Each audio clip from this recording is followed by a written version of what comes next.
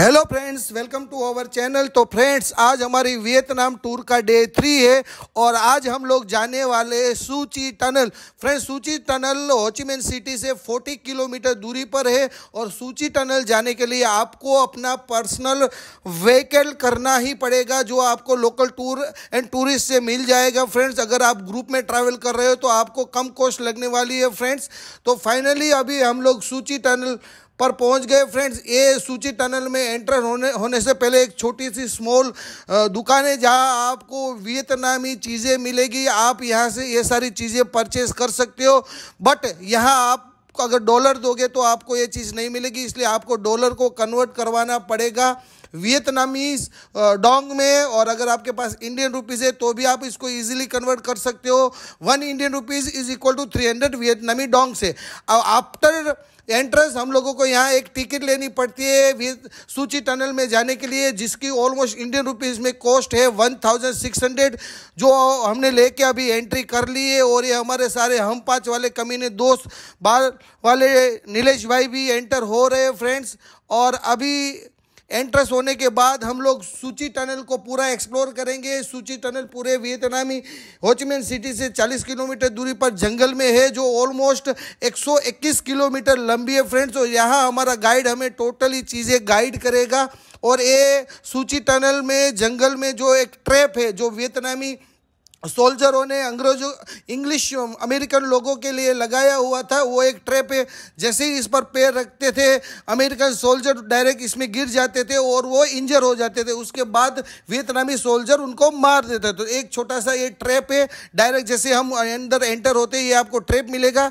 और ये वियतनामी लोग जैसे ही सू ची टनल में कैसे एंटर होते थे, जैसे कि ये उन्होंने ढक्कन ओपन किया, ये एंट्रेंस है सू ची टनल में जाने के लिए। लेकिन आप अगर पतले हो तो ही उसमें एंटर हो सकते हो। अपने इंडियन जो बहुत सारे लोग मोटे होते हैं वो पॉसिबल नहीं उसमें इजीली एंटर हो सके। हम लोग काफ़ी सारे लोग आए, बट 2 या 3 लोग ही इसमें एंटर हो पाएंगे। जैसे कि ये भैया हमें पूरे दिखा रहे हैं कि ऐसे कैसे इसमें अंदर एंटर होता है। जैसे अभी ये अंदर एंटर हो जाएंगे और वो ढक्कन जो है वो पूरा डोर क्लोज कर देंगे। बाद में आपको बिल्कुल ही मालूम नहीं पड़ेगा कि ये जो अपना सू ची टनल है उसमें जाने का ये एंट्रेंस है। देखिए, अभी वो अंदर एंटर हो चुके हैं और हमें यहाँ से बाहर से बिल्कुल ही आइडिया नहीं आ रहा है। तो ऐसे ये लोग ये अंदर एंटर होते थे और बाद में जब अमेरिकन सोल्जर उनको फाइंड करते थे तो उनको अंदर जाने का रास्ता ही नहीं मिलता था, क्योंकि वियतनामी सोल्जर अमेरिकन सोल्जर पर अटैक करके ऐसे ही वो टनल में घुस जाते थे। ये टनल की डीप ऑलमोस्ट 30 फीट है। फ्रेंड्स, ये मैं आपको देखो इनसाइड टनल दिखा रहा हूँ। एकदम पतली सी छोटी सी टनल है, इसमें एकदम पतला छोटा सा आदमी रहेगा, वही इजीली एंटर हो सकता है। बाकी मोटा आदमी एंटर हो नहीं सकता है। अगर आपका वेट 50 kg टू 65 kg है तो आप ऑलमोस्ट इसमें इजीली एंटर हो पाओगे, क्योंकि फिर आपका बॉडी स्ट्रक्चर भी वो हिसाब से ही रहेगा। अभी हमारे प्यारे से फ्रेंड रसिक पटेल इसमें एंटर हो रहे हैं और वो ट्राई कर रहे हैं कि वो कैसे इसमें एंटर हो सकते हैं, लेकिन लगता है कि वो इजीली इसमें एंटर हो जाएगी। ये अभी उसमें अंदर एंटर हो चुके हैं। अभी जो इसका ओपनर है उसको वो क्लोज कर रहे हैं। इसका भी एक प्रॉपर तरीका है जो आपको गाइड दिखाता है। और ये रसिक पटेल अंदर एंटर हो चुके हैं। फ्रेंड्स, अभी आप देखो ये इधर बिल्कुल ही आइडिया नहीं आ रहा है कि ये टनल में जाने का रास्ता है। तो ऐसे ही वियतनामी सोल्जर अमेरिकन सोल्जर को बुद्धू बना के अंदर घुस जाते थे। ये हमारे रसिक अंकल बाहर आ चुके हैं। फ्रेंड्स, देखो इजीली। तो ये आपको एक डेमो हो गया टनल का। और अभी ये हमारे टूर गाइड हमें पूरा डेमोन्स्ट्रेशन दिखाने वाले दूसरे ट्रैप का। And this is the fighting trench system. The guerrillas, the local people here, they dig the also 100 kilometers of the trenches like this in the canvas. They shoot and then they put this up here very quick with the tunnel underground. Sometimes when they move down underground, they show the U.S. soldier this is the way get in. But it's when the troops try to get in, you know, in the mouth here they have a grenade. Grenade or the landmines that work. तो friends, ये पूरा वियतनामी soldier कैसे rest करते थे उनका पूरा setup है, जो टूरिस्ट को दिखाने के लिए ये पूरा सेटअप यहाँ जंगल में बनाया हुआ है। फ्रेंड्स, और फ्रेंड्स अभी हम लोग जा रहे हैं बहुत सारे के अलग टाइप के ट्रैप देखने के लिए जो वियतनामी सोल्जर यूज करते हैं। Sticky trap, that's sticky trap. The second one, clipping and trap. See, The second one, the third one is the rolling trap. This one is the window trap. It's like crocodile mouth for the chair trap. This one, this trap, they dig the hole like this on the right field, and they put this trap in the water. So just when the troop they step in the water, step into that hole, and you see the spear waiting for them. Seesaw trap.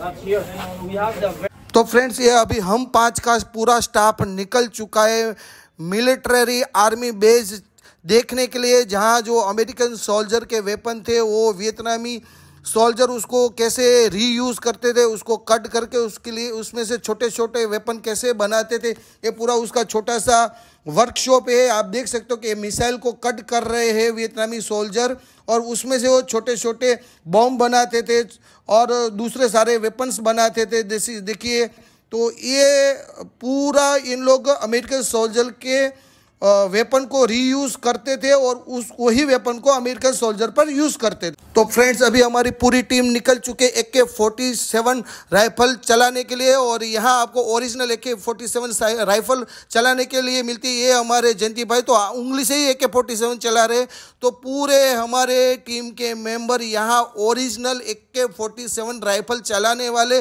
और experience करने वाले, ये हमारे gorilla king Kong अभी last में बारिश में भीगते भीगते आ रहे हैं।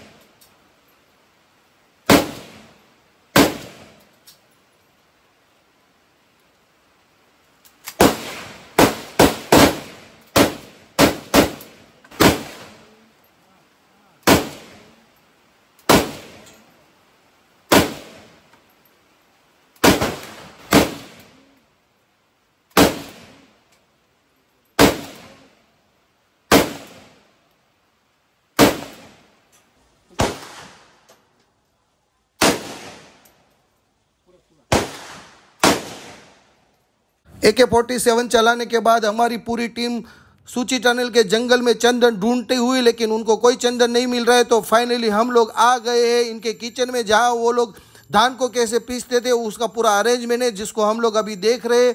तो वियतनामी सोल्जर क्या, उसकी वाइफ भी बहुत क्रिएटिव थी। So you how the people they dig the tunnel. So it's the team working in one pond like this. Is the 4 people, 1 digger, 3 another have to bring the soil out.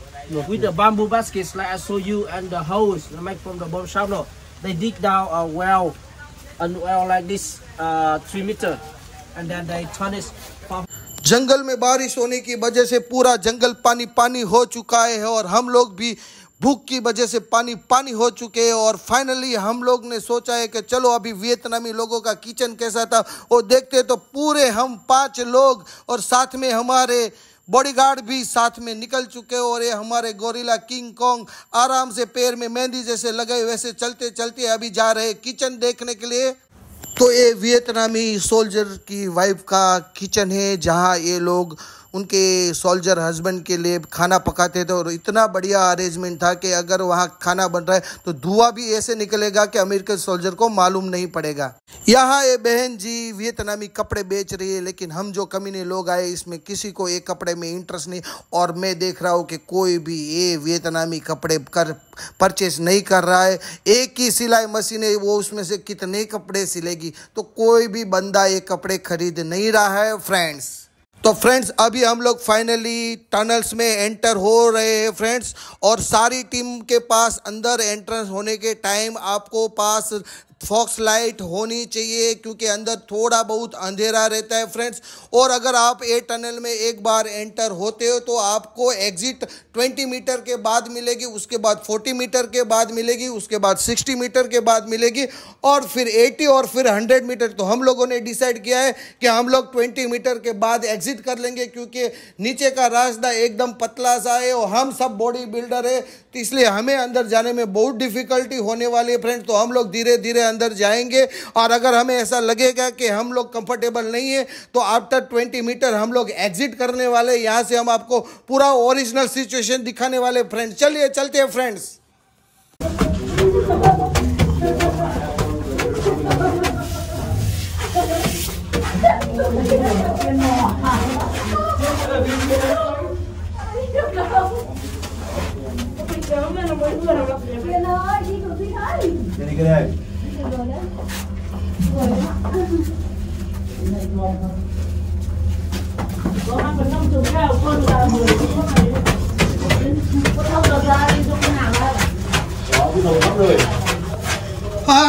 Quay lại á.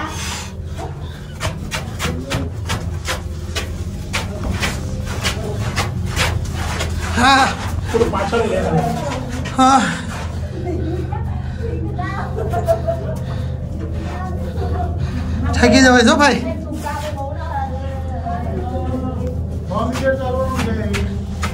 हो metre नहीं भाई, आप तो थोड़ू का Hey, 20 meter access. Yes yes yes.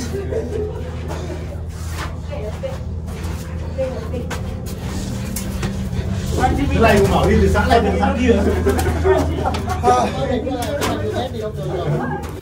20 metre चलने के बाद friends हमारी हालत बहुत ही ख़राब हो चुकी थी। तो फाइनली मैं तो 20 मीटर पर ही एग्जिट हो गया हूँ, लेकिन रसिक भाई और डॉक्टर निकुल पटेल 100 मीटर का बोल के आगे गए। देखते हैं आगे उनकी क्या हालत होती है, उनको हम लोग बाद में फॉलो करेंगे। अभी 1 बाय 1 हमारे फ्रेंड एग्जिट हो रहे हैं फ्रेंड्स। यस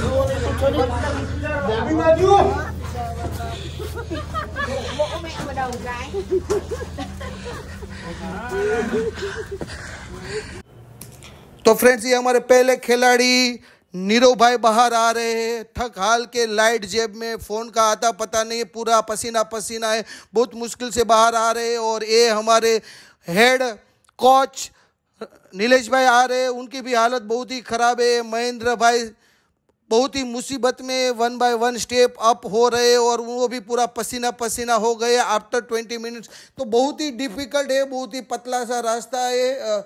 जयंती भाई तो एकदम पतले, तो उसको मुझे नहीं लग रहा है कि कुछ भी दिक्कत हुई हो, बट बहुत ही डिफ़िकल्ट रास्ता है फ्रेंड्स, अगर आप जा सकते हो। और ये आप देखिए, फाइनली देखिए हमारे किंग कॉन्ग फाइनली बाहर आ रहे और वो बहुत ही डिफ़िकल्ट फेस। तो फ्रेंड्स आफ्टर सूची टनल में अंदर 20 मीटर एंट्री होने के बाद, एग्जिट करने के बाद, यहाँ के लोगों ने हमें थोड़ा सा रिवॉर्ड मिला है। और हमें यहाँ का लोकल जो फ्रूट्स है वो थोड़ी अजीबोगरीब चटनी के साथ मिला है खाने के लिए। जो अभी हम खा रहे हैं उसका थोड़ा सा टेस्ट आ रहा है अपने को पपैया जैसा। और यहाँ की लोकल टीज अभी हमें दे रहे, तो जो हनी के साथ पी रहे, टेस्ट करते कैसा है। रसिक भाई ने बोला कि बहुत ही मज़ा आ रहा है, टेस्ट आ रहा है, तो चलो मैं भी ट्राई कर लेता हूँ। बट ये जो वियतनामी फ्रूट है वो एक्सेलेंट है, इनका टेस्ट ऑलमोस्ट पपैया जैसा आ रहा है फ्रेंड्स।